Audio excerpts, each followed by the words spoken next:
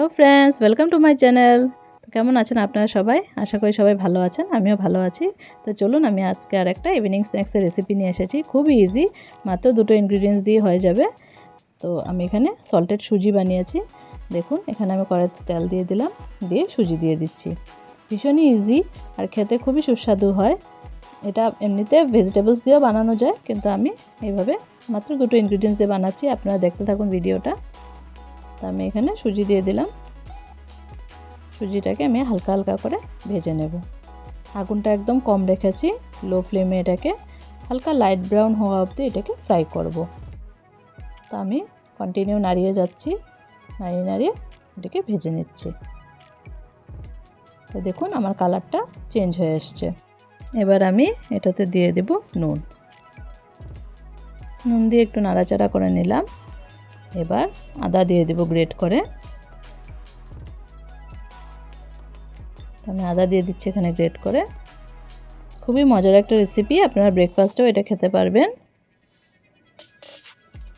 এই যে আমি আদা দিয়ে দিলাম, আদাটা দিয়ে একটু নাড়াচাড়া করে নিচ্ছি। এখন কাঁচা লঙ্কা দিয়ে দেব। ঝালটা আপনারা আপনাদের পরিমাণ মতো দিয়ে দিবেন। আমি এখানে দুটো লঙ্কা দিচ্ছি। আমি লঙ্কাগুলো দিয়ে এবার নাড়িয়ে নেব।